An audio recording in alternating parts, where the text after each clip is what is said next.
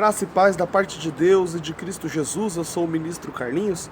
Este é o nosso canal Refrigério para a Alma no YouTube. Se você não é inscrito, se inscreva no nosso canal, porque aqui sempre nós vamos falar da verdadeira e poderosa Palavra de Deus, como ela é. Nós chegamos finalmente então ao quarto vídeo da nossa série dos Salmos 23, versículo a versículo. Eu demorei um pouquinho, mas agora vamos ver se nós damos continuidade de uma forma mais rápida, de forma a falar dos próximos versículos em menor espaço de tempo, amém? Nós falamos no nosso vídeo anterior da série dos Salmos 23 a respeito do versículo 3, mas apenas da parte A do versículo. Eu dividi para fazer dois vídeos a respeito. Nós falamos lá sobre o rei Davi, falando, refrigera a minha alma. Eu fiz um vídeo específico. Se você ainda não assistiu, vai ter algumas coisas que eu vou falar aqui que contextualizam com o que eu já citei nos versículos anteriores, nos vídeos anteriores. Então, se você ainda não assistiu, vai aparecer para você aqui em cima um card para você clicar e assistir os vídeos anteriores e compreender o contexto do que eu estou falando aqui. Eu dividi então em duas partes. Nós falamos já sobre refrigera a minha alma, um conteúdo razoavelmente bom da palavra de Deus para mim e para você. E agora nós vamos falar sobre a segunda parte do versículo 3, quando o rei Davi diz assim. Vai aparecer aqui para vocês, enquanto eu falo da palavra de Deus, desse ladinho, o texto bíblico, para que você possa acompanhar. Ele diz assim na parte B do versículo 3: guia-me pelas veredas da justiça, pelo amor do seu nome. O significado da palavra vereda quer dizer caminho estreito. Nós sabemos que Davi estava passando um momento estreito, de dificuldade. Nós falamos isso nos vídeos dessa série do Salmos 23. Se você não assistiu, vai lá e assiste, que você vai compreender o contexto do que eu estou falando aqui. O significado da palavra vereda, então, significa caminho estreito. Então o rei Davi está dizendo: Senhor, guia-me por um caminho estreito, de forma que eu não tenha como me desviar nem para a direita, nem para a esquerda. Na verdade, nós, como cristãos, sabemos que nós temos que entrar por uma porta estreita, porque larga é a porta e largo o caminho que leva à perdição. Vamos ver o que a palavra de Deus fala a respeito disso? No Evangelho segundo escreveu Mateus, no capítulo 7, no versículo 13, vai aparecer para vocês aqui, está escrito assim: entrai pela porta estreita, porque larga é a porta e espaçoso o caminho que conduz à perdição, e muitos são os que entram por ela. No Evangelho segundo escreveu Lucas, no capítulo 13, no versículo 24, está escrito assim: porfiai por entrar pela porta estreita, porque eu vos digo que muitos procurarão entrar e não poderão. Nós temos que lutar por entrar pela porta estreita.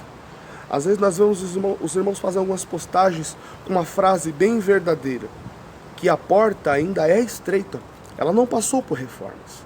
E nós também devemos nos manter na fiel palavra de Deus, não reformar a nossa vida por causa dos tempos, por causa das modernidades, mas observar o caminho antigo, as veredas, o caminho estreito ao qual Deus tem preparado para nós, porque é este caminho estreito que vai nos credenciar, nos preparar para poder herdar o reino de glória ao lado do Senhor. Um caminho tão estreito, uma vereda que não nos deixe desviar, nem para a direita, nem para a esquerda.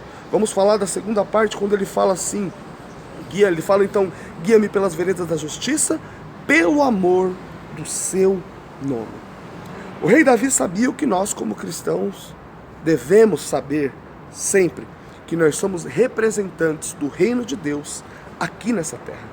Se nós fazemos mal aos olhos do Senhor, as pessoas vão olhar para nós e vão dizer: olha lá, é um servo de Deus, olha lá, diz que é servo do Senhor.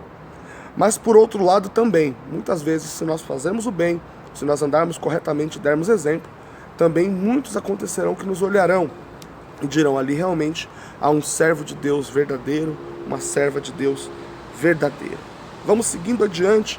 O que é ser guiado pelo amor do nome do Senhor? Deus vela pelo seu nome. Deus vela pela santificação do seu nome.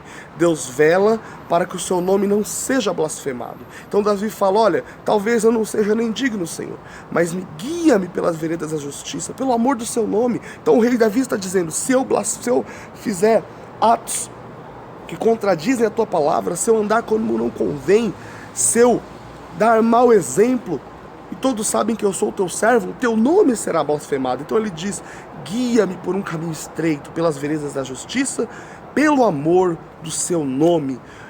Quando nós olhamos lá para o Pai Nosso, a oração que Jesus nos ensinou, a primeira petição que é feita no Pai Nosso é a seguinte, vai aparecer aqui, Evangelho segundo escreveu Mateus, no capítulo 6, no versículo 9, está escrito assim: santificado seja o teu nome.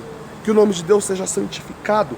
Nós santificamos, ou se você quiser usar uma palavra diferente, nós honramos o nome do Senhor, como quando nós vivemos a nossa vida de forma digna, como a palavra de Deus nos pede, como a palavra de Deus nos solicita.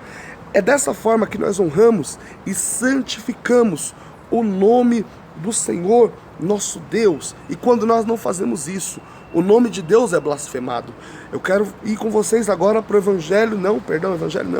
para o livro de Romanos, no capítulo 2, versículo 24, que diz assim: assim, pois, por vossa causa, o nome de Deus é blasfemado entre os gentios, como está escrito.